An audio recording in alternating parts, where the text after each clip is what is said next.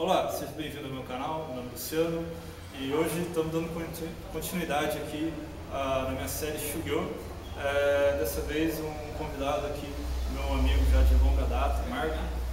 Ele vai estar respondendo as perguntas deixadas aí pelo pessoal a respeito da prática de Kung Fu aqui no Instituto, na Associação Xizang Kung Fu, que foi apresentada na semana passada aí no meu canal. Vou deixar o link aqui em cima para vocês poderem conhecer um pouco como que é a prática das modalidades de Kung Fu aqui na associação, né? Marco, quer se apresentar a sua prática? Olá a todos, meu nome é Marco Sesc, sou professor praticante do estilo louva-a-Deus de Kung Fu.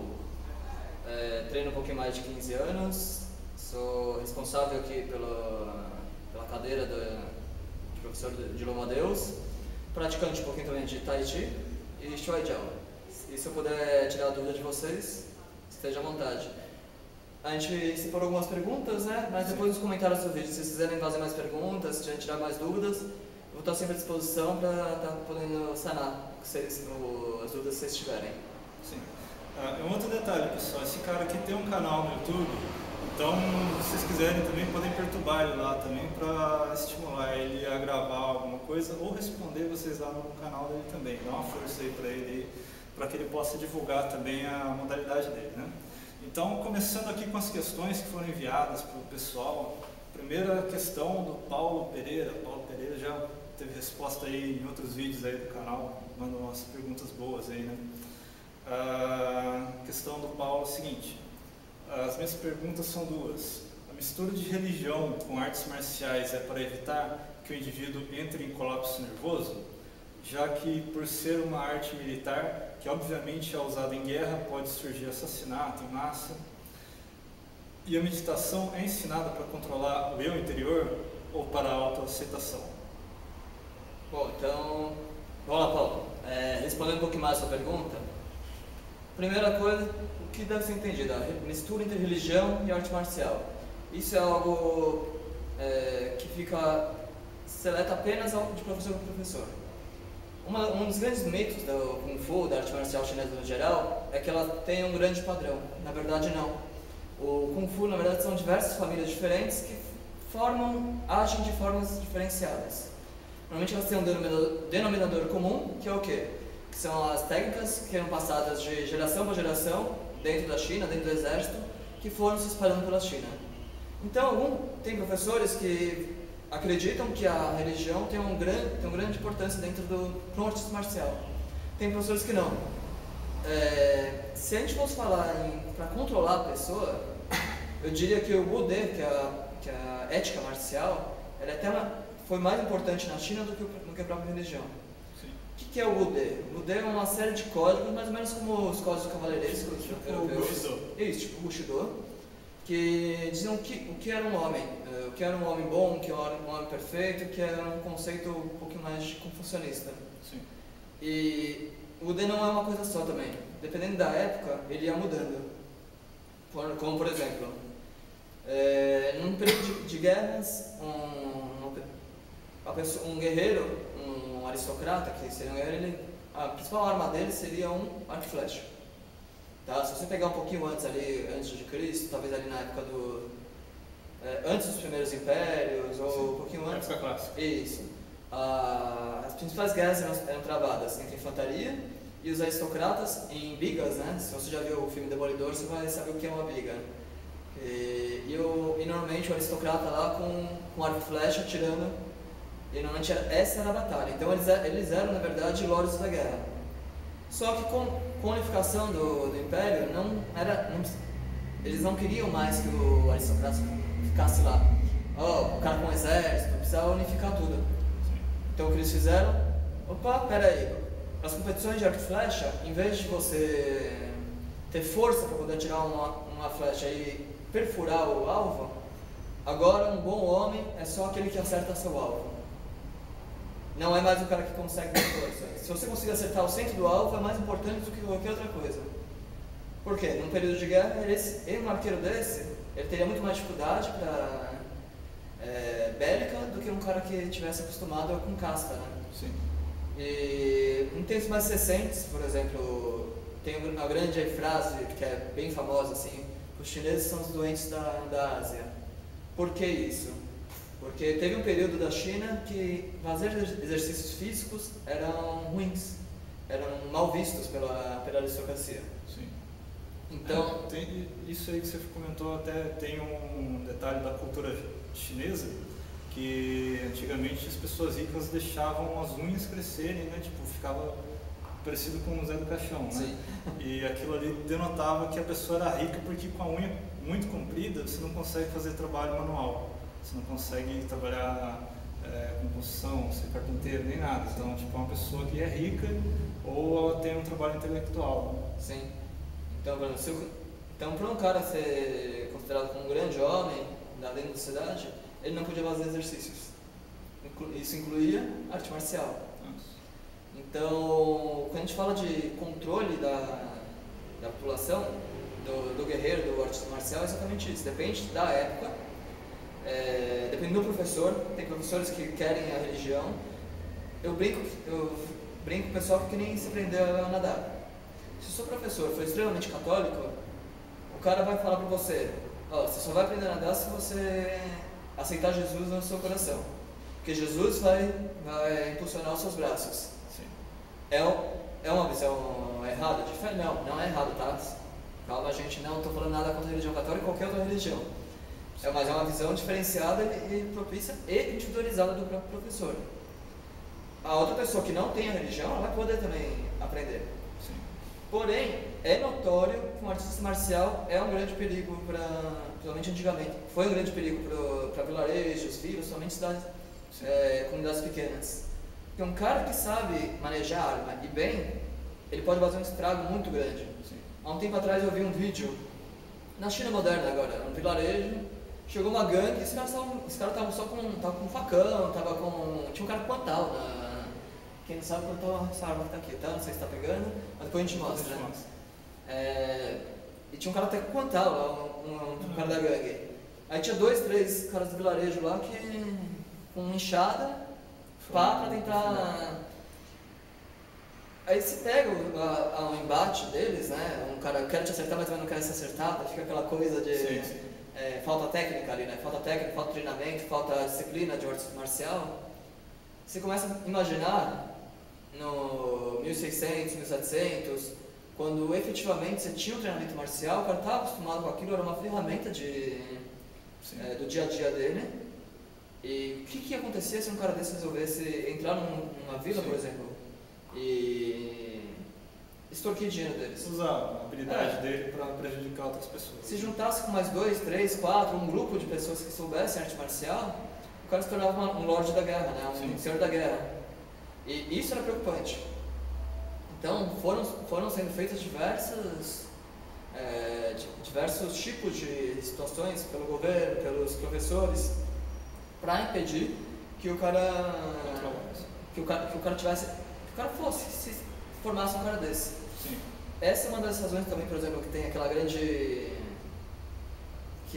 o ensino é um pouquinho mais lento no começo. Não é só por causa do físico e do mental. O professor também queria testar o espírito do praticante. Ele queria saber quem que era o praticante. Sim. Porque você chegava num vilarejo, você tem um professor famoso no vilarejo, aí chegava um outro cara lá, olha, eu quero aprender arte marcial, te pago aqui, ó. Você até naquela época o pessoal pagava, não era assim. Normalmente você sustentava o seu professor, né? Sim. Quero aprender isso, você é um bom praticante, você é um excelente mestre e quero aprender sua arte marcial. Tudo bem, então, você vai ficar aqui nessa posição aqui do Mapu. Você fica horas, 6 meses só na posição do Mapu. O que na verdade o cara está testando além, logicamente, da vontade do praticante de aprender? Qual que é a índole dele? Sim. Porque se for um cara que é uma índole muito ruim, provavelmente o cara não vai aguentar. Sim. É uma coisa que até, não sei se você já percebeu isso, mas tem pessoas que elas têm uma índole voltada para a violência, né, que às vezes o cara comenta, eu queria treinar arte marcial, mas eu não quero ficar treinando para você pegar faixa preta, eu quero ficar bom de porrada. Normalmente esse cara nem começa a treinar, né? Ou o cara vem, assiste uma aula ou duas e espicha, né? O cara não tem paciência para fazer o treino de base, né?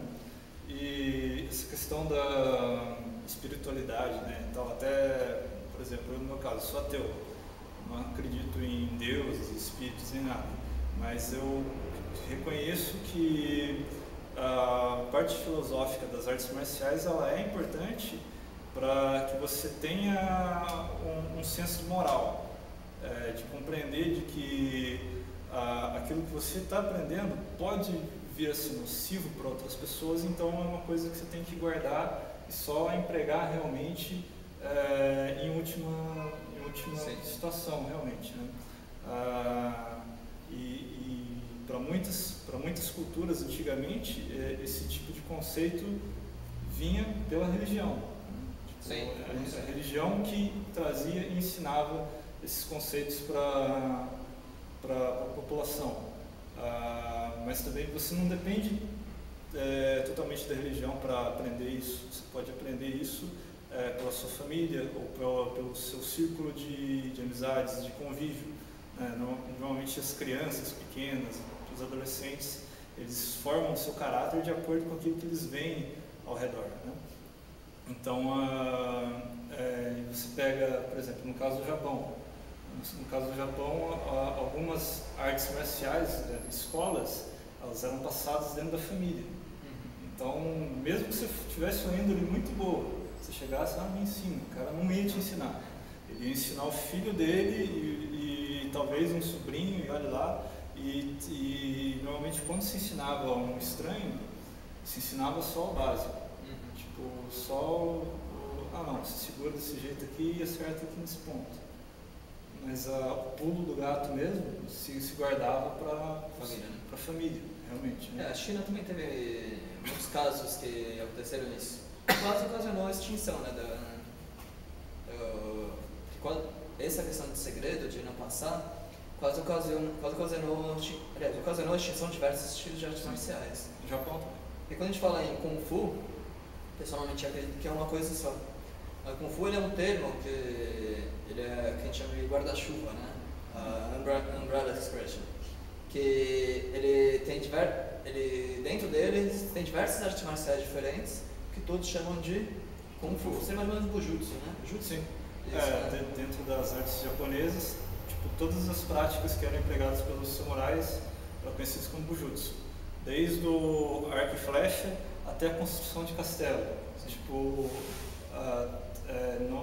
por exemplo, a construção de uma fortaleza não é uma prática de luta corporal, mas é uma coisa que faz diferença na guerra.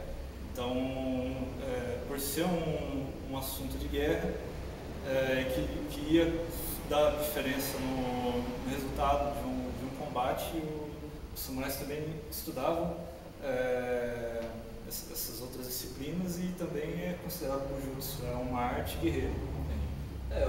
Normalmente os exames imperiais chineses, eles serviam para você galgar a hierarquia dentro do exército. Ele tinha dentro dele o estudo o exame dos clássicos, então você tem taoísmo, confucionismo, diversos outros clássicos da literatura chinesa da época, e também tinha questões de estratégia, de como se portar, inteligência em campo de batalha, como funcionava. Porque se você parar para pensar, faz sentido para um cara que quer subir hierarquicamente, ele ter acesso a isso. Embora pro grande número de soldados não precisava, né? Sim. Porque eles estavam lá para a famosa bucha de canhão. Agora os generais, o pessoal que controlava as unidades menores, sim, eles precisavam ter um conhecimento maior. Sim. Próxima pergunta, Gabriel Kirsten. Os estilos de animais, todos eles têm um formato de punho próprio?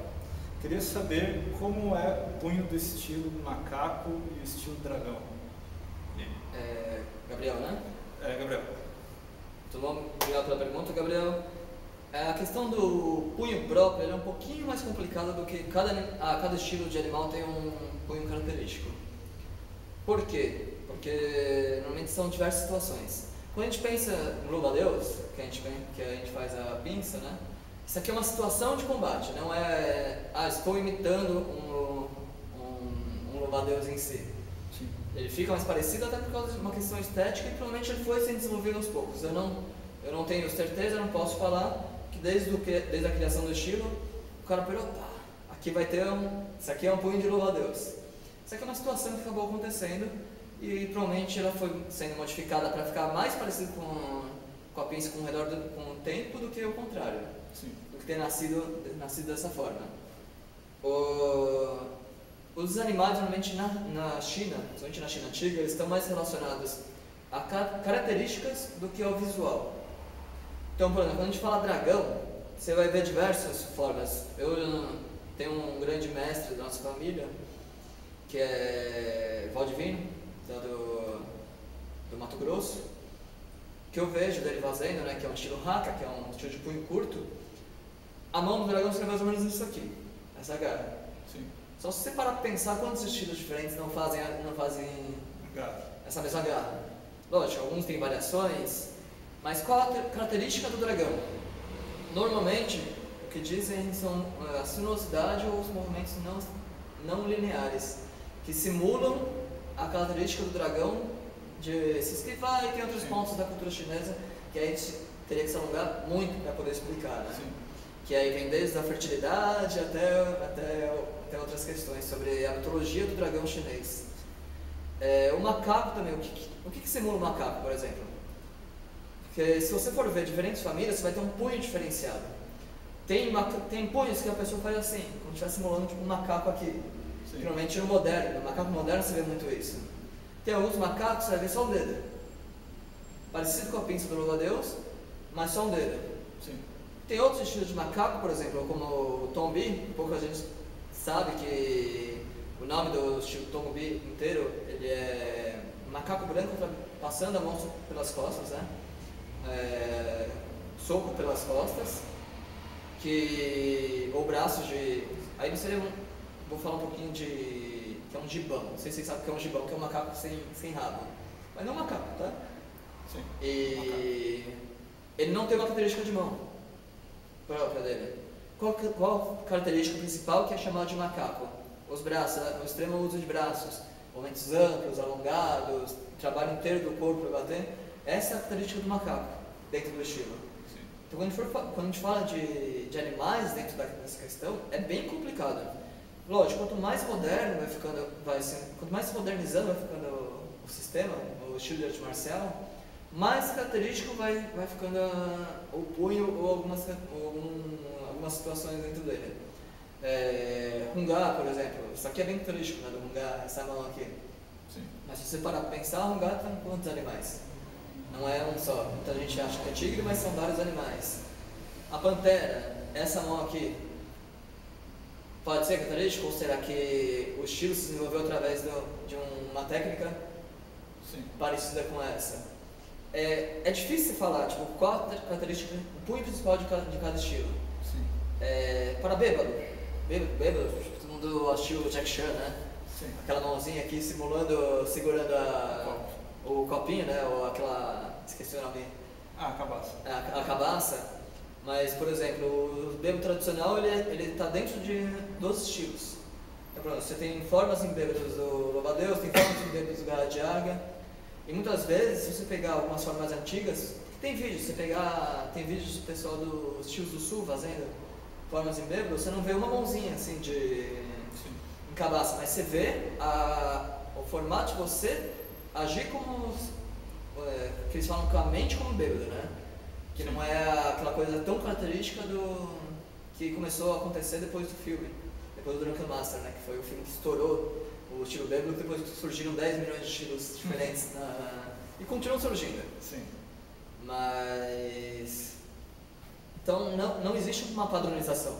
Alguns estilos vão ter, mas não existe uma padronização. Então se fosse falar dragão, não sei, dragão seria isso aqui, macaco você tem pelo menos dois punhos diferentes de macaco. No caso vai dentro do estilo, qual técnica que recebe aquele nome de punho de dragão, punho de...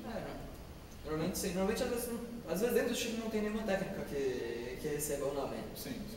Porque está relacionado mais à intenção, mais à característica do animal, sim, do que especificamente da implementação, né? E um outro detalhe também, muitas técnicas que recebem nomes de animais dentro do Kung Fu estão presentes em artes japonesas, mas nas artes japonesas às vezes elas não recebem os nomes de animais. Então, por exemplo, existe o Hop Quan, né, que é o punho de garça, que é uma técnica que eu conheci no Ferropai, né, que é o estilo da garça voando. Né? Mas nas artes japonesas também existe essa forma de ataque, só que se chama Goshi Tanken, que significa punho da ponta dos 5 dedos, né? Que você bate com a ponta dos 5 dedos juntos. Né? E às vezes talvez esse nome, tal punho de garça, é um nome que os chineses acharam mais apropriado para dar para aquele punho ali, tipo, pô, isso aqui é bom para bater em tal lugar. Eu preciso dar um nome para isso aqui, parece uma garcinha, então chama de garça. Sim, são recursos mnemônicos, né? Então, por exemplo, a mesma coisa, você vai precisar dar um pisão e um soco. Se você, na verdade, brincar assim, mata barata e dá um soco. É uma brincadeira, mas é o mesmo sentido. É um recurso que eles tinham para poder entender o movimento mais fácil, porque eles não tinham nada escrito, eles não tinham como gravar, muitos professores eram analfabetos, sim, então não tinha como escrever. Então quando o cara fala, por exemplo, caçando o coelho na toca, como que é uma caça de um coelho na toca? Normalmente você tem que ir por baixo e buscar lá na frente, então às vezes é um ataque no joelho, um bastão. No Shaolin, um bastão que a gente tem aqui que chama Shaolin 18 posições, tem um movimento que chama tirano ergue a bandeira. Não tem sentido, como assim um tirano ergue a bandeira, né? Ou estandarte. Sim. Mas é um momento que você pega o bastão e estica como uma defesa para um ataque, e você coloca o bastão aqui no meio e estica. Só que você pegar a posição, uma pessoa que já esteja acostumada, por exemplo, em 1700, 1800, com algumas histórias sobre, que pra gente não tem tanto sentido, mas pra eles tinham, sobre um tirano que ergue uma bandeira num campo de batalha, o cara vai saber, por exemplo, que ergueu a bandeira aqui, plantou salgueiro de ponta cabeça, opa, é do outro lado. Ele coloca o bastão no chão e ele coloca pro outro lado.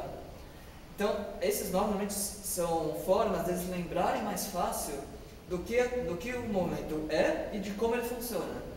Então, quando a gente fala, por exemplo, vai fazer um movimento para baixo, a gente fala, o tigre desce a montanha. Estou chutando, tá? Não sei nem se o tigre esmaga a montanha, não sei. Sim. É um momento de pura força, é um momento que você tem que descer com o peso inteiro para esmagar, por exemplo, como se estivesse esmagando a montanha. Sim.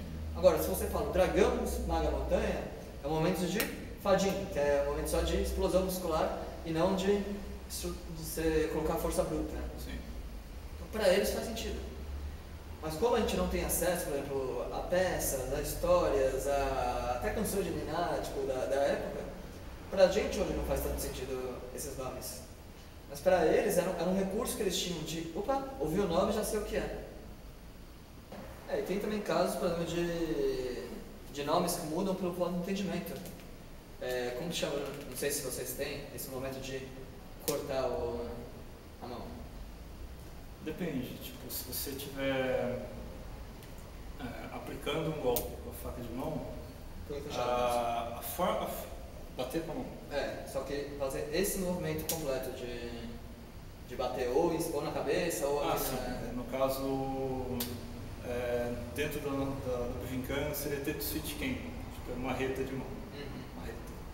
Tetsu é ferro, Tetsuichi eu acho que é alguma coisa relacionada a um ferro batendo.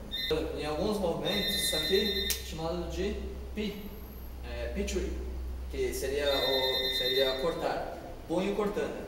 Só que antigamente eles chamavam de punho catapulta. Por que punho catapulta? Porque é o mesmo movimento que a catapulta faz quando arremessa a pedra, né? Sim. Então, esse momento completo, eles chamam de punho catapulta. Então, para eles, no exército, fazia sentido. Punho catapulta, o cara já sabia que ele tinha a mão tinha que vir daqui de trás e descer a pancada. Sim. Só que quando as catapultas sobem no campo de batalha, aí você pega uma geração que não sabe exatamente o que é essa tecnologia, não faz mais sentido se chamar de punho catapulta. lembro que não tinha Google, né? Porque era, chama catapulta. Deixa eu procurar aqui esse nome. Então os caras, não sei o que é isso aí, então vamos chamar de punho cortanda. Pronto, já mudou o nome. Tem uma técnica nossa, chama Gansekinagi, que o significado é lançar a rocha. Mas o pessoal não conhece muito o significado das técnicas. O Gansekinagi normalmente se faz quando você pega o braço do cara aqui e aí você lança com o ombro aqui. E, tipo, chama Gansekinagi, tipo, lançar a rocha, porque é como se estivesse jogando aqui e tal. Tipo, e aí, esse movimento aqui você acaba jogando o adversário, né? Mas tipo, as mãos aqui em cima lembram o arremesso de uma rocha, mas tipo, você não vai tipo, no meio da técnica tipo, ficando preso no detalhe, tipo, não preciso simular que tem uma rocha. Essa rocha aqui, né? Pergunta do Ricardo Moura. Olá, Luciano. Minha pergunta é sobre o Shiná Kung Fu, sistema de chaves e quedas. O Shiná Kung Fu, que é a origem do jiu-jitsu japonês, existem alguma técnica igual ao Jujigatami, Sankaku Jime do judô? E se sim, foi porque já veio da arte, sem qualquer interferência da outra arte, ou porque foi importado do judô? Obrigado e sucesso. Bom, primeiramente, para quem não conhece, Jujigatami é o armlock, né? E Sankaku Jime é um estrangulamento realizado com as pernas, né, onde você faz um triângulo com as pernas. E aí, Marco? Shiná, o jiu-jitsu veio do Shiná? Eu quero obrigado pela pergunta, tá?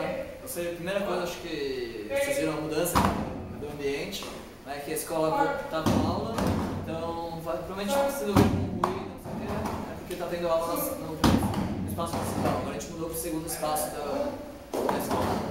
Então perdoem por qualquer ruído que vocês possam estar ouvindo agora, que a gente está em outro espaço, no espaço diferenciado. Vamos começar a dividir essa pergunta em partes, tá? O Shiná não é a origem do jiu-jitsu. O jiu-jitsu, na verdade, ele vem do judô de kano, o kano jiu-jitsu, né? Então, o kano jiu-jitsu, ele foi desenvolvido a partir de algumas artes marciais japonesas, você já sabe disso, mas só para explicar para o Ricardo, que tem essa dúvida. E a partir daí se desenvolveu em duas especializações diferentes. O judô, que a gente conhece hoje como esporte de competição, e o jiu-jitsu, que a gente conhece hoje como Brazilian Jiu-Jitsu, que é uma especialização da parte de solo do trabalho do judô. Porém, o Shiná em si, você imagina que você esteja falando da parte de chão, porque você citou o armlock e citou também o triângulo. As artes marciais chinesas não trabalham no chão da mesma forma. Essa dinâmica de trabalho, de movimentação, de raspagem, de estratégia, ela é algo muito particular do próprio judô. Eu acredito que nem mesmo as artes marciais que deram origem ao judô, elas têm tido essa dinâmica tão forte. Pro chinês, na arte marcial chinesa, o trabalho de chão significa você cair, levantar o mais alto possível. Ou você fazer um trabalho de chutar o oponente, você está caído, chutar o oponente, você bater ou derrubar a pessoa, mas para poder levantar a mão. Por quê? Porque as artes marciais vieram das técnicas de campo de batalha.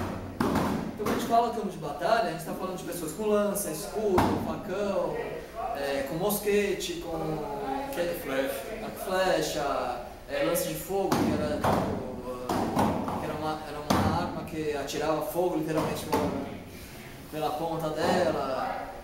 Então, se você caísse ali, era muito rápido, perigoso você ser morto por alguma arma ou ser esmagado pela cavalaria. Porque eles tinham também uma cavalaria rápida, né? Os chineses tinham uma cavalaria rápida, muito boa também.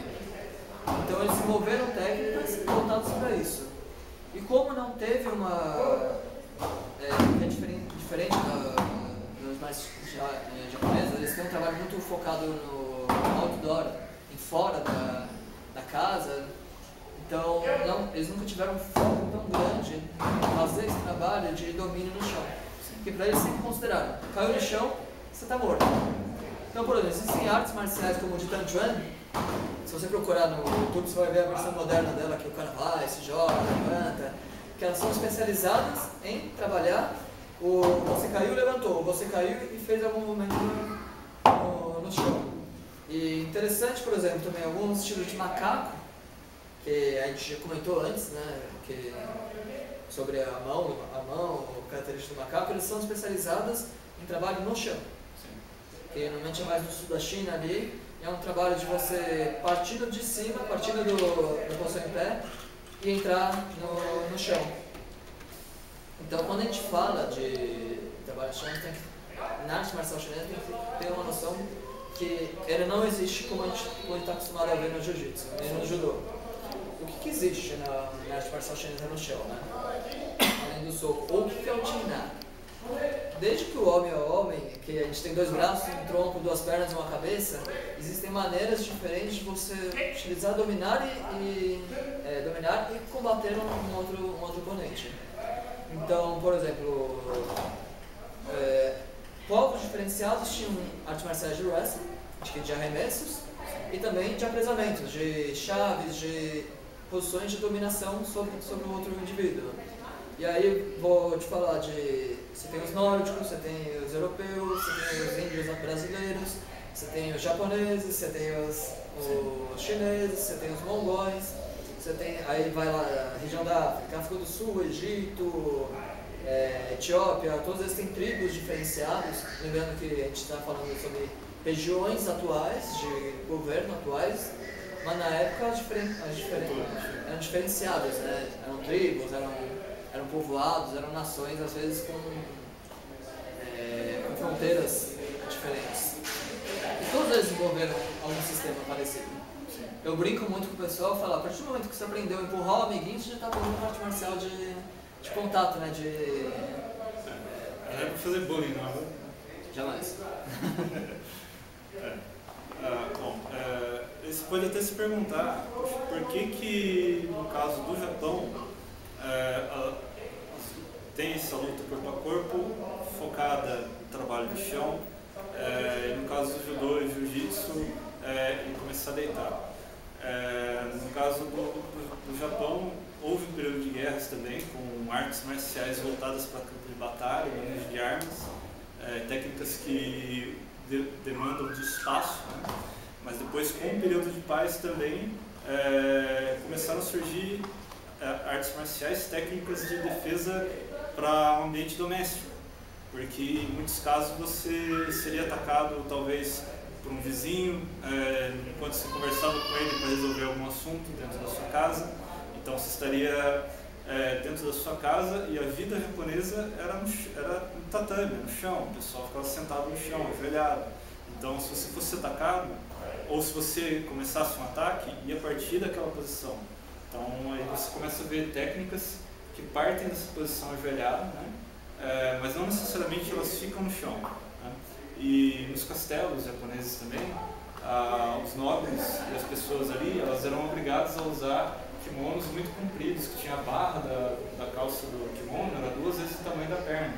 Então tipo, o cara andava arrastando aquela barra no chão, exatamente para dificultar o cara correr, ou o cara tentar realmente entrar em luta. Mas se caso alguém te atacasse naquela situação, você tinha que conseguir se defender. E aí, no caso, a forma mais fácil era imobilizar esse indivíduo no chão, né?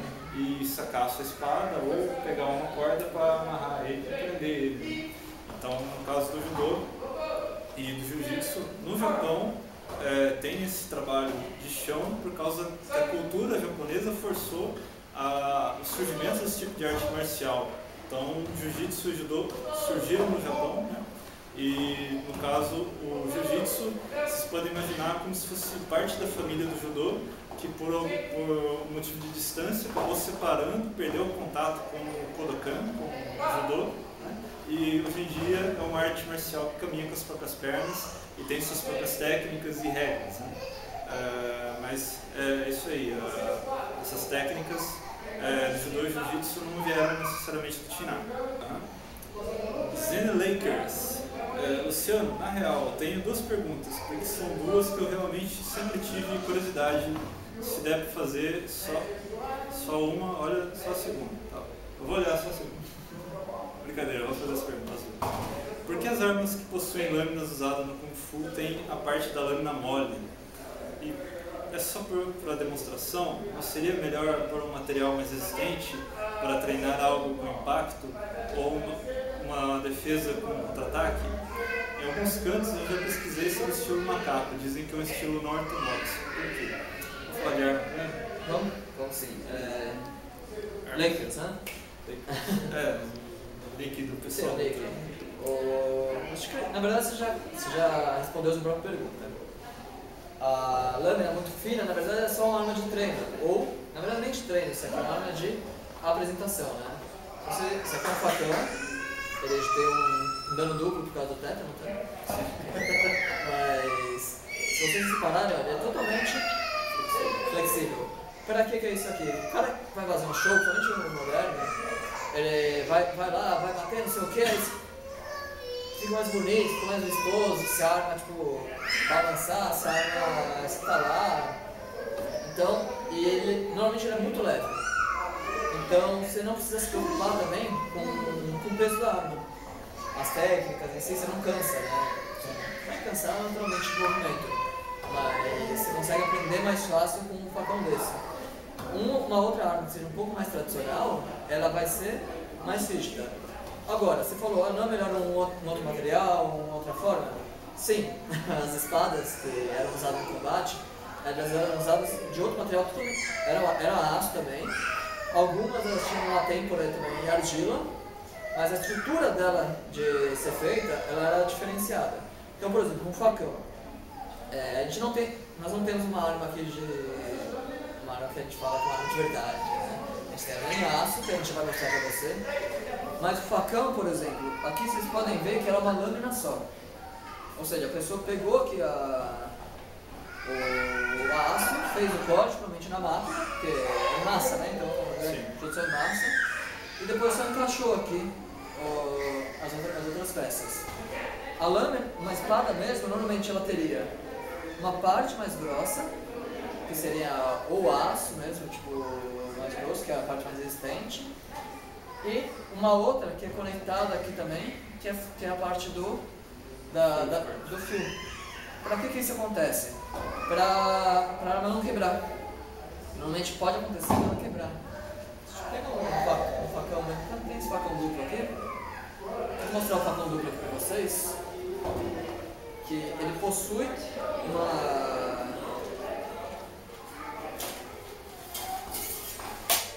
Esse facão já é aço, tá? Ele é um pouquinho mais flexível, mas não tanto. Deixa eu colocar aqui no chão, só para vocês terem uma noção. Olha, esse facão aqui ainda não é uma arma tradicional de combate. Ele é o que a gente chama de semi-flexível, né? É o facão que se a gente colocar no chão, realmente vocês não vão conseguir ver, mas ele dobra um pouco. Mas ele é mais pesado, mas a estrutura da lâmina continua a mesma. E mesmo se você pegasse esse aço aqui e cortar e afiasse, era muito mais provável que ele se quebrasse no impacto do que ele cortasse alguma coisa.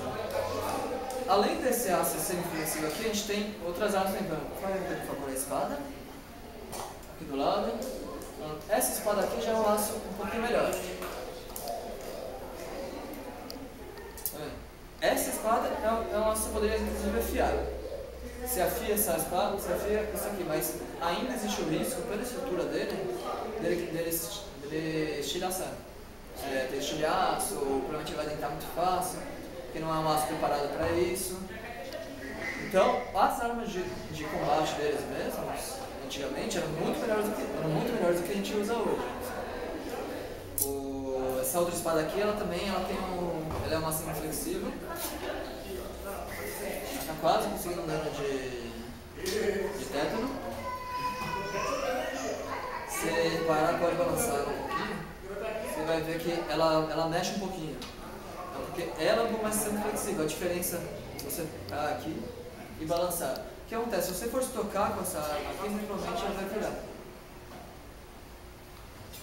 Então, dependendo do jeito de pegar, dificilmente ela vai conseguir estocar. Então, é uma arma só de treino. Essa aqui você pode até afiar ela. Porém, é muito mais provável que ela quebre por causa do aço do que o contrário. Porém, tudo depende do aço que você usa, da estrutura dele. O uso que se faz também, né? Essas armas elas não têm impacto, né? Tipo, você não vai, a gente não faz flash corte, a gente não... mas digo assim, você não vai realizar uma técnica onde vai ter impacto de uma lâmina dessa contra um bastão, por exemplo. Normalmente não faz. Não faz. Vamos falar que tem gente que faz. Mas essa não é a ideia delas, né? No caso das artes japonesas, por exemplo, tem a espada que chama de Aito, que é uma espada de saque, né? Que ela não é afiada e em alguns casos ela é feita de uma liga de aço ou então ela é feita de um alumínio e tal. Ela não é feita para ser afiada, ela não tem estrutura para ser usada como espada de verdade. Porque o manejo dela é só você sacar a espada, fazer o kata, cortando o arco, você não vai ter impacto nela. Quando você tem impacto de arma com arma, se usa a arma de madeira, né? Se usa a espada de madeira. E a espada de verdade se usa para treino avançado, né? E para treino de corte, né? E já é uma arma realmente. Né? No caso, vocês têm a utilização de espadas de madeira, por exemplo, ou é só... Normalmente para aplicação a gente faz com madeira. Normalmente para aplicação. Lógico, os mais avançados a gente utiliza uma espada ou facão, ou um mantal mesmo. Esse aqui é o mantal mais tradicional. A gente utiliza um pouco mais para aplicação. Embora não seja quem construiu esse mantal, realmente não construiu para isso. Ele construiu para... Ele é pesado, ele é feito para ficar na parede, basicamente. Perguntou também se estilo macaco é um estilo não ortodoxo. Depende do que você considera como um estilo ortodoxo. Talvez esteja considerando porque é um estilo diferente. Você não considera ele como não ortodoxo. O que seria um estilo ortodoxo e um não ortodoxo em termos de Kung Fu? Realmente eu acho que depende da visão de cada um. Você pode estar se referindo aos estilos mais comuns, né? Que são as escolas de Kung, né? E as escolas de Chun Chun, do norte e do sul, que tem um padrão um pouquinho mais clássico, e tem outros estilos diferenciados que saem um pouquinho desse padrão de movimentação, talvez esses sejam os estilos mais ortodoxos. Mas se você pegar, por exemplo, o macaco, dependendo da região, como eu já falei para vocês no começo do vídeo, tem diversos estilos. Macaco e muitos deles são diferentes entre eles. Alguns são mais precisos que os estilos do norte, outros são mais precisos que os estilos do sul. Então varia da região. Muitas vezes o que a gente chama de estilo não ortodoxo são estilos que a gente não estamos acostumados a ver. Então, por exemplo, se você pegar um estilo de Kung curto, garça branca. Se você levar um cara ele para o norte, vai falar, esse é um estilo não ortodoxo de Kung Fu, porque não tem nada a ver com o estilo do norte. Porém, se na região de Foshan, o cara vai, tá, isso aí é normal, não é ortodoxo, não tem nada de estranho nessa região.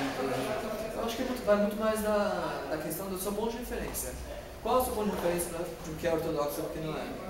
O que é o padrão?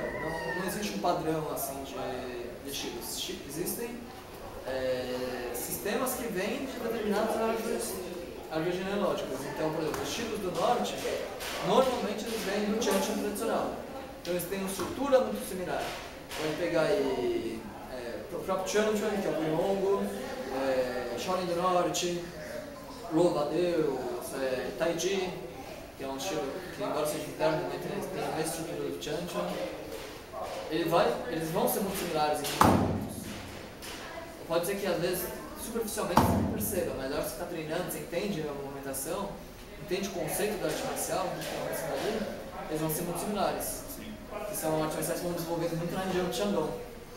Pode ser que, então, dependendo da sua visão ali do que é o que não é o padrão, o estilo vai ser ortodoxo ou não vai ser. Próxima questão, argolas Kung Fu, ou argolas, Oi, Luciano, gostaria que você perguntasse qual é o melhor livro de Kung Fu? Se eu pratico um estilo de Kung Fu, posso comprar um livro de outro estilo? Vamos lá, começando de novo pelo final. Pode. Aliás, deve comprar, tá? Mesmo que você não tenha, todo conhecimento que você conseguir adquirir sobre arte marcial sempre vai ser proveitoso para você. Logicamente, como tudo, vão ter livros bons e livros ruins. O que eu recomendaria para comprar livros de Kung Fu, em português, eu diria o Breve História do Kung Fu. Tem uma capa de um Mon Shaolin, na capa, ele é muito bom, ele é um ótimo livro introdutório. Você entender como funciona, eliminar alguns mitos que são bem comuns sobre a história. E ele é bem didático, então é muito legal de ler.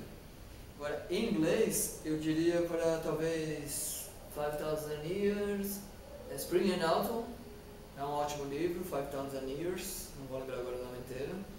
Sobre uma história mais recente, talvez o livro sobre a Qin Wu, né? Não vou lembrar também o nome, tá? Mas é um livro muito bom. Depois ele manda para mim esses nomes aí, vou colocar na legenda aí. Isso, Paul Brennan também é uma ótima pessoa que escreve bastante livros muito bons. Paul Brennan e Elizabeth Boa, vale a pena procurar os livros dela, mas depois eu passo para ele os nomes para vocês terem uma referência melhor. Sim. Lembrando, livro está publicado, é público. Bom, próxima questão, vejamos, Alan Borges. Alan Borges perguntou, onde e como surgiu o estilo Louva-a-Deus? E quais são as diferenças entre as várias linhagens? Olá, Alan, tudo bom? Boa pergunta também, tá? O Louva-a-Deus, o estilo Louva-a-Deus, Tan Chuan, ele surgiu basicamente em Shandong. Ele foi criado por um rapaz chamado Wan Lan, que até onde nós sabemos ele era um fora da lei, que criou um sistema, um estilo diferenciado lá para muito provavelmente meados de 1600, 1650, 1640, por aí mais ou menos. Existe uma lenda muito grande sobre ter sido criado dentro do Templo Shaolin, sobre ele querendo se provar contra os monges, mas isso na verdade é uma lenda, é uma anedota que visa indicar na verdade uma questão muito mais cultural, mais nova do que antiga. Basicamente ele digamos que essa lenda nos diz que ele é melhor do que os estilos da época. Está querendo mas fortificar a posição dele como um bom estilo. Como surgiu essa lenda, na verdade? Existe um livro, que na verdade é um livro mais antigo de registro do Louva-a-Deus, do estilo Louva-a-Deus, que chama Os Ataques Curtos de Luohan, os Ataques Curtos dos Imortais. Luohan do Andar, né? Que ali ele fala sobre o criador do estilo, que é o Wan Lan, e por incrível que pareça o livro não é de Louva-a-Deus. Embora a maioria dos estilos falem que, a maioria das famílias de Louva-a-Deus citem como um livro de Louva-a-Deus, ele não é de Louva-a-Deus.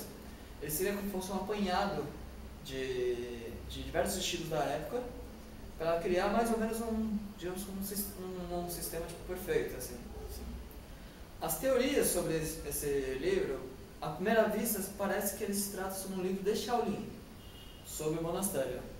Porém, a leitura, a estrutura dele de escrita não é como se fosse escrito por um monastério, não tem a estrutura budista, a leitura dele é diferenciada dos outros livros Shaolins, e muito provavelmente ele está, por causa disso, muito provavelmente as pessoas, os estudiosos, né, do sistema, acreditam que ele está apenas se baseando no nome de Shaolin, por causa da popularidade ali na época, no final do século XIX, quando ele começou a ser reescrito.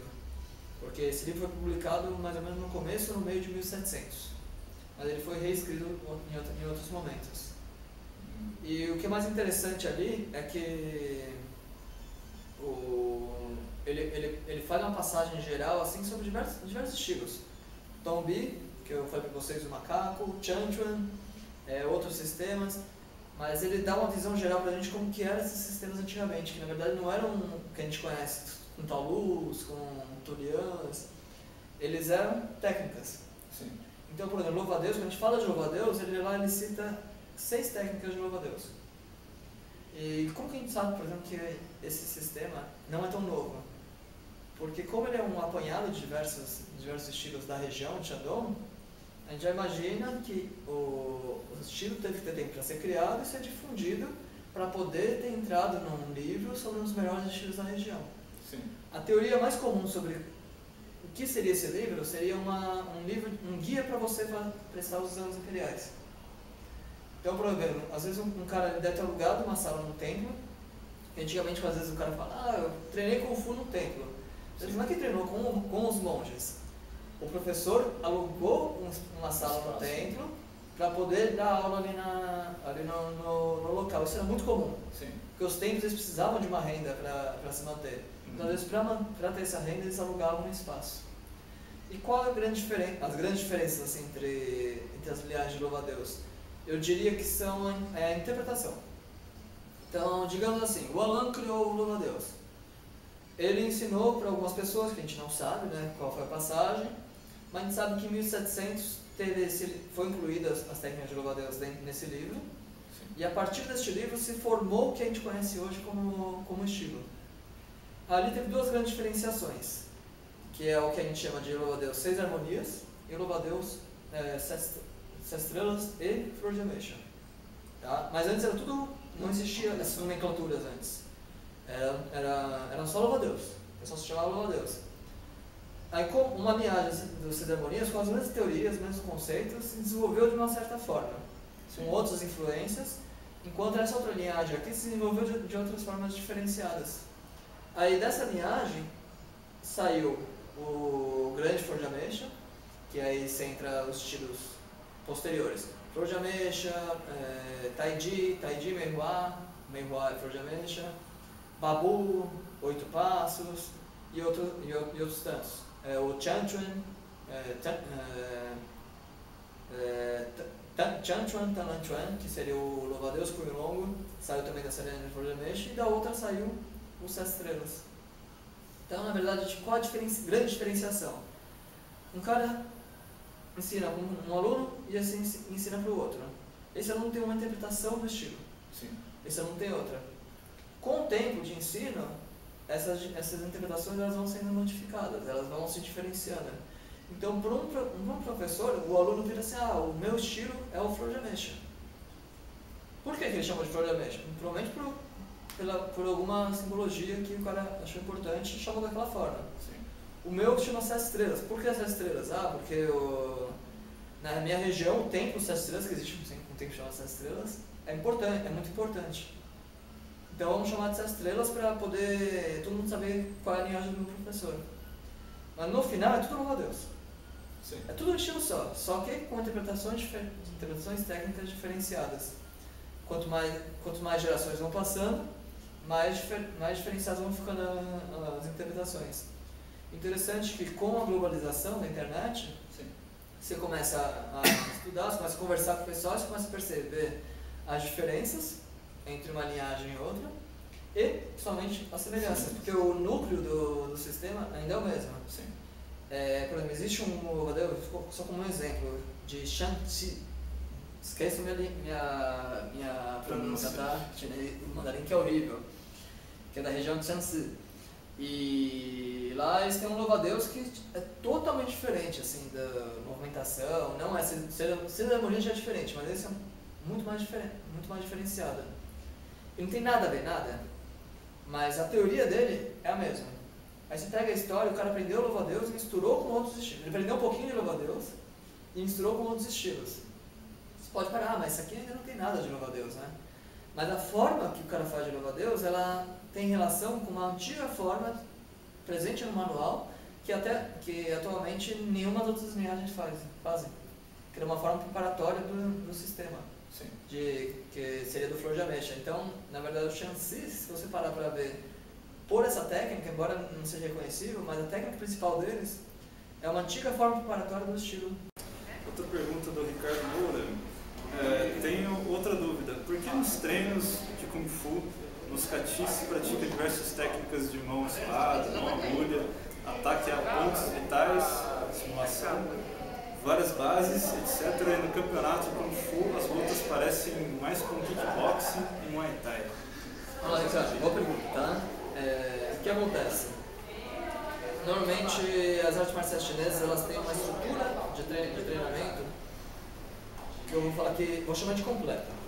Então ela serve para treinar o seu corpo, inclusive a sua base, a treinar diversos conceitos como a linha central, a tranquilidade e também treinar posições que façam uma correlação com posições de luta com armas e mãos, que é o que a gente chama, como vocês falaram lá no meu canal, o que eu chamo de o grande e o pequeno quadro. Então o que é o grande quadro? São aqueles movimentos grandes, amplos, que são conceituais. Um Taolu, muita gente fala que um Taolu é uma luta combinada, assim, é uma simulação de uma luta, mas na verdade não é uma simulação exata de uma luta. São simulações, são diversas técnicas que simulam situações de combate, que podem ou não ser conectadas entre si. É um ambiente controlado, né? Sim. Você realizar aquele técnica. Mas não é uma luta especificamente, assim, são diversas técnicas que simulam técnicas de luta. O pessoal confunde coreografia com forma de treinamento. Sim. Então, coreografia você está fazendo para mostrar.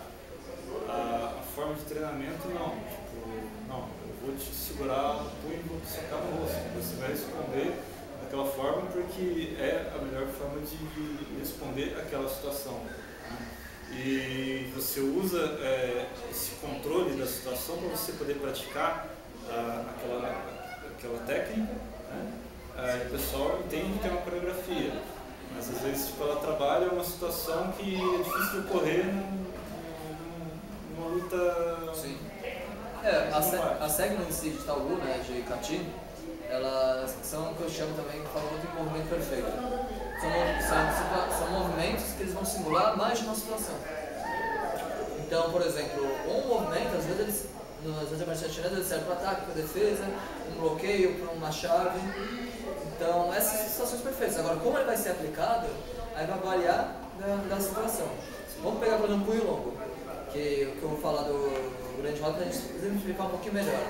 Se você faz um movimento longo, circular, para quebrar, você trabalha num quadro maior. Então você precisa gerar mais energia para poder colocar esse quadro em movimento. Para você ter força, você precisa do que, basicamente? Massa versus aceleração. A aceleração você só vai conseguir gerar através do relaxamento. E a massa você vai conseguir gerar através do seu próprio biotipo, do seu próprio corpo e da técnica. Também, do encaixe corporal. Então, quando a gente faz esse movimento aqui completo, a gente está fazendo um movimento perfeito, gerando o máximo possível de força que o seu corpo consiga. Só que na hora da aplicação, você vai tentar gerar o máximo possível de energia que você já treinou em um movimento mais contido. Por quê? Se você imagina uma roda de bicicleta, você está girando uma roda de bicicleta, você está fazendo força. Se você pegar uma roda menor para gerar a mesma força, o movimento vai ser muito mais rápido e, por consequência, muito mais forte. Então, esse é um treinamento que era importante nos estilos do norte da China. Então, às vezes, se está numa posição de frente, aí vira para o Mabu, tudo estendido. Por que isso? Você está ampliando o movimento do seu quadril. Então, às vezes, um soco lateral, que você faça um movimento estendido, no curtinho, ele acaba se tornando só uma jogada do quadril. Mas como você estende no treino, a hora que você aplica esse mesmo movimento, a mesma estrutura, numa situação mais contida, você vai conseguir gerar mais energia num espaço menor. Então, esse é um dos grandes trabalhos assim, que a gente faz no Taolu. E por que a gente faz daquele jeito, assim, daquele formato? E um exercício de imaginação muito legal é você colocar a arma na mão do seu Taolu. Por exemplo, Mabu. Você colocar uma lança curta, tá? Porque na dinastia Ming, a lança curta ela era entre 2,5 metros e 4 metros de comprimento. você não consegue fazer uma lança curta numa base mal feita. Você tem que fazer uma base, estender um pouquinho mais a sua base. Se você pegar a lança longa, então, que é a da Tian, que é uma lança com mais de 4 metros de comprimento, o peso dela impossibilita que você fique, por exemplo, em pé aqui e consiga trabalhar ela direito. Você precisa ampliar um pouquinho mais. E lembrando que as artes marciais chinesas, os estilos de punho, eles vieram dessas artes marciais militares. Então, a estrutura que você necessita para um trabalho de lança, ele tem que ser trabalhado no punho. Porque, por exemplo, se você pegar os escritos do general Qi Jiguan, lá para 1600, o trabalho de punho era muito mais específico para o trabalho físico, treinar o físico, do que para um combate mesmo. E na hora do combate, é claro, no campo de batalha você não precisa saber chutar, socar, você não precisa ser o melhor lutador. Mas você precisa saber manejar uma lança, você precisa saber manejar um escudo e manejar uma espada. E aí, por exemplo, as formas de punho, por exemplo, como a garça, a pinça do louva-a-Deus, tem aplicação em luta? Sim, sempre. E muda, se utiliza aquilo mesmo, se muda, tudo muda. Por exemplo, vamos falar do louva-a-Deus, que eu acho mais fácil para entender, né? Quando a gente faz o momento da pinça do louva-a-Deus, são três momentos distintos. Contato. Que a gente vai tirar o dedinho. Contato. A hora que você segura. De tinar mesmo, de segurar. E o momento de arrancar. De arrancar. Esse é o momento perfeito. Você entra em contato com o adversário, segura ele e arranca. Com o braço de uma pessoa aqui, você vai entrar em contato, ele vai dar um soco. Primeira coisa, você tem que entrar em contato, você não vai caçar mosca, né? O que acontece? Se você vai caçar mosca, aí você erra, você vai levar uma na cara, naturalmente. Então a primeira coisa, você entra em contato com a pessoa. Segurou, e depois você arranca ela. Esse movimento aqui é o mesmo da pinça. Essa é a simulação. Só que esse é o momento perfeito. Às vezes o cara está na guarda, você não vai ter tempo de segurar. Ou às vezes se você pegar um combate mesmo que é rápido, você não tem tempo. O cara vai dar um soco, tipo, aqui a gente faz a aplicação assim, né? Só que na hora da luta, é isso o soco. Como você vai pegar isso? Então, por exemplo, você está aqui, você está dando soco, você entrou em contato, mesmo que o cara puxe rápido, às vezes, pegou o ritmo do cara, você consegue segurar o cara. Mas é simplesmente isso. O cara tá na guarda, vai direto. Você seja mais proativo do que você vendo esperar o cara chegar. Aí entra outros conceitos de luta, né? Você pegar o ritmo do adversário, entender a situação, dominar o combate.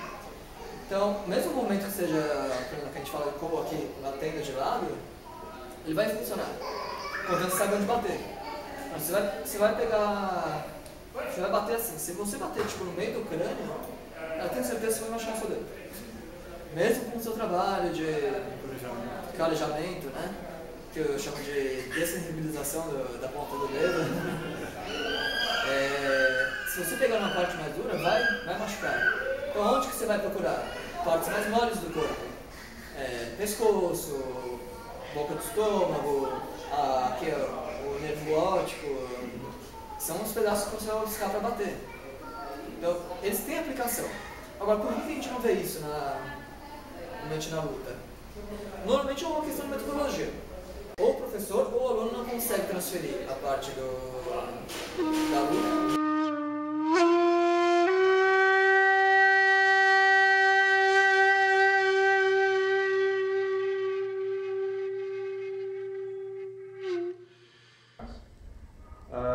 Tem prática de armas dentro no estilo louva-a-Deus? Sim. E tem alguma arma que você acha que é mais proeminente, que é mais a identidade do estilo, tipo, tem um elemento que casa mais com o estilo de uma arma em relação às outras que são treinadas? Tem, sim. Na verdade eu escolheria 3 armas, não só uma. Mas é uma questão interpretativa minha, do que eu acho que não. Porque originalmente o sistema louva-a-Deus não foi desenvolvido a partir de armas, né? O louva-a-Deus em si é uma dota para movimento rápido, certeiro, corte, descer a mão como se estivesse descendo, um louva-a-Deus. Tanto que, se você parar para ver, existem relatos de guerreiros louva-a-Deus há mais de 1000 anos atrás, que eram o quê? Eram carruagens, né, bigas, que puxadas a cavalo, onde um era o condutor, o outro vinha atirando um arqueiro, e tinha um cara que ele vinha com uma arma de haste, com 3 ganchos, assim, de 3 foices. E o cara, na verdade, a função dele era passou e matando o pessoal, né, no meio do caminho. Afastando também o pessoal que chegava muito perto da briga, né? O famoso strike, né? Só que o strike arrancando algumas cabeças. E ele era conhecido como estilo louva-a-Deus por causa disso também, por causa da velocidade com que a foice descia e cortava o movimento. Lembra que quando a gente fala corte, os chineses também usam a mesma palavra para dividir ao meio. Então, um corte pode ser para cá, pode ser para cá, pode ser os dois, fazendo uma alavanca. Então, se fosse escolher uma arma só, eu diria que seria o facão. Pelas características do facão e as características que você trabalha durante o estilo. Porém, eu dividiria em 3 por uma razão bem simples. O facão ele tem umas características bem mais primais do sistema, das técnicas primordiais assim, que você vê do estilo. O facão duplo, já seria uma arma, né, diferente, é um facão também, mas são 2 facões à mão. Ele trabalha bem o modo como você faz a pisada, como você se movimenta dentro do estilo. Porque o facão duplo ele tem um sistema de movimentação totalmente diferenciado do facão normal, facão simples. E para um trabalho de corpo, eu escolheria a espada de 2 mãos, que é uma espada reta, só que com 2 mãos. Normalmente a espada tem o quê? 1,5 m, 1,60 m de lâmina, né? Grande. Grande. E ela é necessário você trabalhar com o corpo, com o seu corpo, ter esse trabalho específico que você utiliza dentro do estilo, né? E aí existe uma questão bem interessante que o Alan ele era conhecido como espadachim. Só que normalmente o pessoal imagina espadachim, imagina um cara com uma espada reta, né? Uma dian, uma espada reta para. Só que a gente não sabe se ele tinha uma dian. Existem em registro indicam que talvez ele utilizasse 2 espadas. Tem um registro de um livro, não vou lembrar o nome agora, mas é uma fonte fora do estilo louva-a-Deus, que falava, o Alan levanta os braços e desce esmagando a terra, que seria esse momento como se você estivesse defendendo e cortando. Então poderia ser, por exemplo, 2 facões, é um movimento do facão duplo, de defender, tirar e cortar. Pode ser 2 espadas retas também, porque muitas pessoas pensam que a espada reta ela não corta, ela corta bem. A grande vantagem do facão está no deslizar e não no corte. E poderia ser também uma arma muito famosa na China, somente entre pessoas assim, tipo, fora da lei ou pessoas que fazem escolta, que é o bastão curto de ferro, bastão curto de ferro, que Bian, né? Que na tradução exata, não vou lembrar o nome da arma agora, na tradução exata ela é chicote rígido, né? Que seria como se fosse uma dian, ela talvez seja um pouquinho menor que uma espada reta, só que ela tem a pegada e aqui ela é toda feita de ferro, e são vários anéis, que é pesado pra caramba, né? Essa espada é muito pesada, é bem pesada isso aí. Manda a imagem pra mim depois que eu vou incluir ele. Eu mando a imagem, é bonito pra caramba.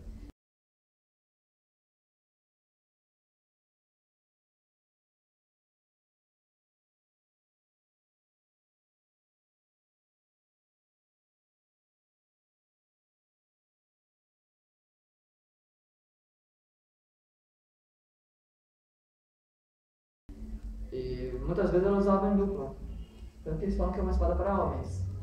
Por que uma espada para homens? Uma arma para homens? Porque é muito difícil de carregar. Um homem, tipo, que não tem uma força, que não tem uma força física, ela já não consegue. Agora, a mulher, então, ela precisa ter tipo, ser fora da curva para conseguir utilizar. Porque ela é muito pesada mesmo. Qual é a vantagem dela que eu falo assim, pro pessoal de escolta? Porque ela não precisa afiar. É uma arma para se quebrar as outras armas. Ou quebrar as outras armas ou quebrar o crânio da pessoa. Então, quando você faz o mesmo momento, por exemplo, você vai pegar esse momento do louva-a-Deus.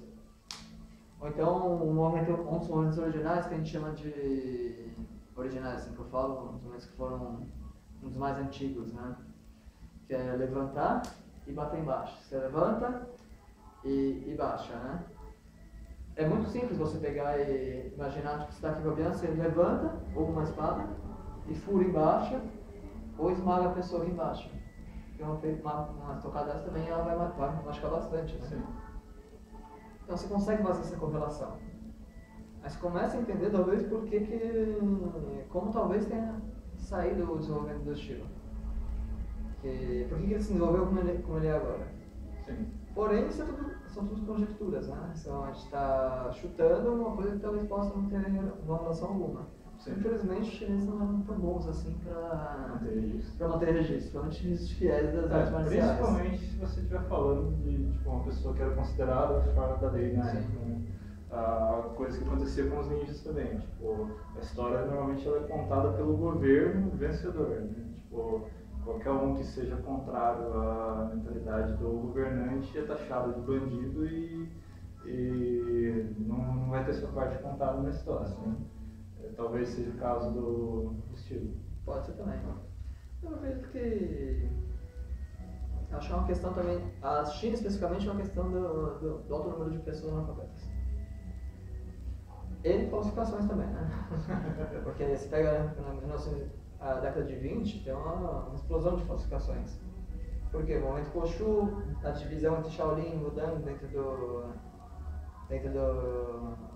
Instituto Nanjing, e aí começa a acontecer o quê? As pessoas querem que, esse meu estilo é Shaolin, então vamos conectar isso aqui ao tempo Shaolin. Aí eles começam a reescrever trabalhos e colocar, isso aqui foi Shaolin, isso aqui foi não sei o que, isso aqui foi não sei o que. Não só Shaolin, tá? Estou falando Shaolin, mas estou falando no geral.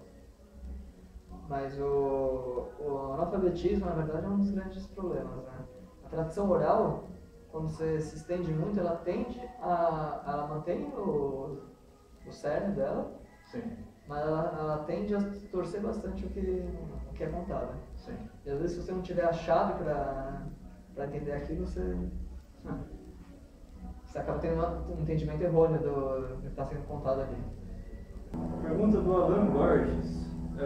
Onde e como surgiu o estilo louva-a-Deus e quais são as diferenças entre as várias linhagens? Ótima pergunta, Alan.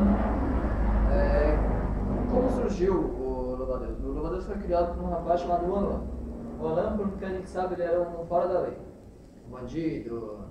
Embora a palavra bandido não queira indicar efetivamente que ele seja tipo um mau caráter. Às vezes podia ser um fora da lei porque ele não concordava com o domínio regente no período, vai saber.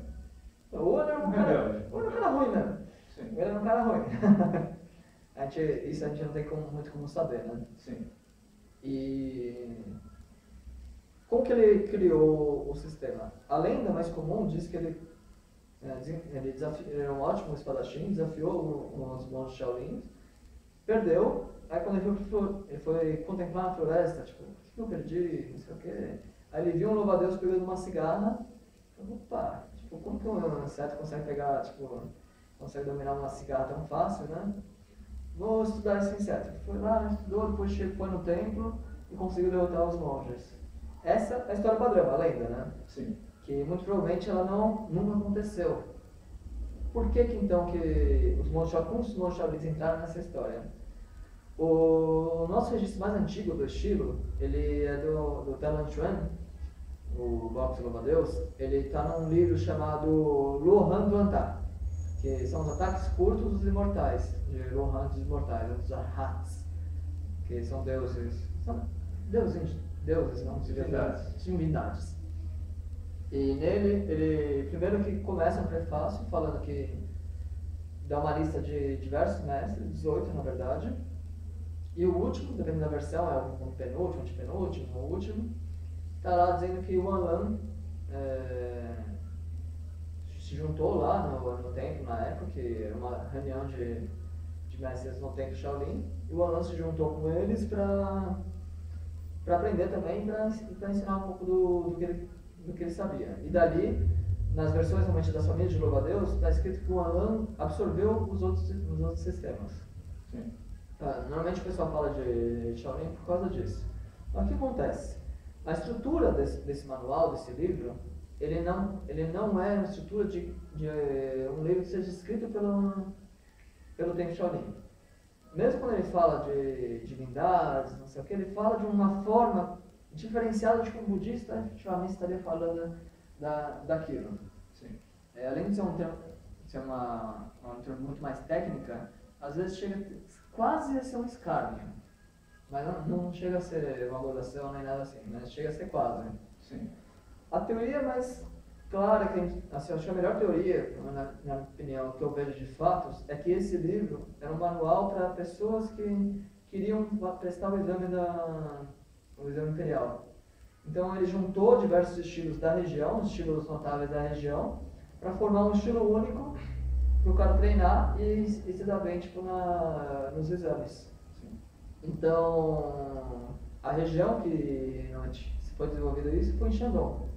O livro ele é de 1700 e pouco, na verdade, a gente não tem como precisar basicamente, embora teve outras, no livro que sobreviveu, diz que ele é de 1750, 60, mas diz que existia um mais antigo, que um aluno do cara, ele levou, desapareceu com o livro, Sim. bem comum hoje em dia também, né? E aí ele teve que reescrever tudo que ele tinha escrito antes de cabeça. E Shaolin era um nome muito forte, né? Porque eles sempre foram muito bons marqueteiros, assim, desde aquela época. E, então, na verdade, quando o cara fala em Shaolin, eles estão se referindo a todos os estilos, assim, como a lenda de Wanlan está dizendo que todos aqueles estilos, também todos os estilos grandes aqui, que se reúnem em Shaolin, o nosso estilo é melhor, ó. Tipo, ela é melhor que todos os outros. É uma autoafirmação deles. Sim.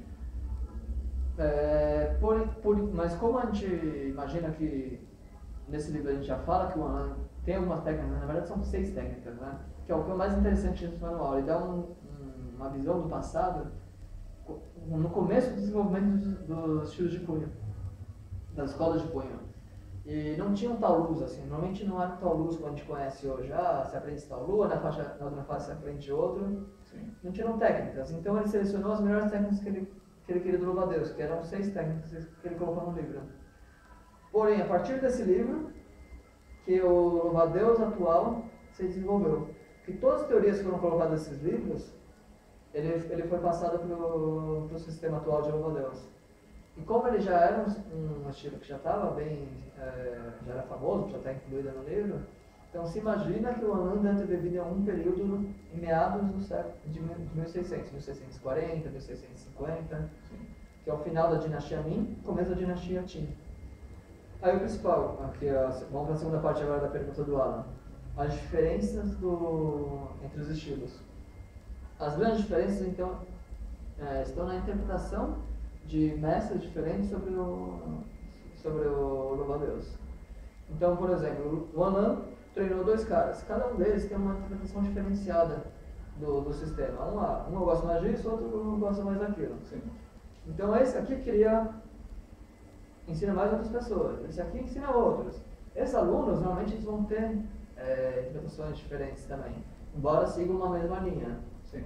Só que aí você coloca gerações de alunos e passando, você vai vendo diferenciados. Aí você tem, por exemplo, hoje nós temos 2 grandes linhas, né? 3 grandes linhas. O 6 harmonias, flor de ameixa e 7 estrelas. Os 7 estrelas e o flor de ameixa são muito parecidos, então eles vieram do mesmo tronco. Sim. Então, o 6 harmonias, ele já é de um outro tronco diferenciado desses caras, né? Mas até certo ponto, todos eles eram louva-a-Deus. Sim. Até que chegou um cara e falou, vou fazer uma homenagem ao meu professor, vou chamar esse estilo de flor de ameixa. Sim. Aí chegou outro e falou assim, quero que a minha interpretação, o meu estilo de louva-a-Deus entre para a prosperidade. Então eu vou chamar ele de 7 estrelas, em homenagem ao templo das 7 estrelas, que é a constelação da Ursa Maior, né? Sim. O outro, aí, por alguma razão, resolveu chamar de 6 harmonias. por causa da harmonia entre pés, braços, cotovelos, joelhos, cabeça e tronco. Sim. E aí foram surgindo os nomes. Alguns nomes já apareceram, alguns nomes já foram extintos, mas vão diferenciando assim com relação na verdade, da questão interpretativa mesmo. O professor da interpretação vai sendo ensinado e essa linhagem fica conhecida como tal coisa. Outros estilos são assim também. Tai Chi, vamos colocar o estilo do Tai Chi. A interpretação de Yang no Shen ficou conhecida como Tai Chi Yang. Sim. A interpretação da Glória de Shen, desde que eles criaram o Tai Chi até hoje, conhecido como Shen. Dentro do Shen tem outras subdivisões também ali que são pouco conhecidas. Um professor um mestre muito famoso, Adam Tzu, ele aprendeu e ensina um Tai Chi diferenciado do estilo Shen. É estilo Shen, mas que ele chama tipo trovão, alguma coisa assim, lightning que ele chama. Sim. É o mesmo estilo, só que é uma visão diferenciada. Por quê? Foi um guarda-costas que aprendeu o estilo Shen quando estava lá com o pessoal, era muito amigo de um cara, né? Sim. Ele era um guarda-costas, ele aprendeu o estilo Shen e acabou diferenciando na interpretação. Estilo Wu e outros estilos diferenciados, eles têm essa mesma questão. Na verdade, a grande diferença é, deu nome pra cá, mas é tudo louvo a Deus. A interpretação do estilo em si é a mesma, o núcleo é a mesma, mas é tudo um estilo só. Bacana. Bom, pessoal, primeiramente, Marcos, obrigado por ter participado aqui da nossa série Shiryo. Prazer, pessoal, vou deixar embaixo na descrição aí todos os dados para vocês poderem entrar em contato com o Marcos ou então aqui com o Instituto aqui, para que vocês possam conhecer as modalidades de Kung Fu que existem aqui. Agradecendo novamente a disponibilidade que eles tiveram aqui de ceder o espaço e o professor para estar tirando as dúvidas aí de vocês. Por favor, compartilhe esse vídeo aí com seus amigos aí, espalhe mais esse conhecimento a respeito da arte marcial aí entre os seus conhecidos. Se você não é inscrito no meu canal, por favor, se inscreva e aproveita, vai lá, se inscreve no canal dele também e vamos cutucar esse cara aqui para ele começar a produzir um conteúdo aí também. Eu espero que vocês tenham gostado desse vídeo, muito obrigado por ter assistido e até mais.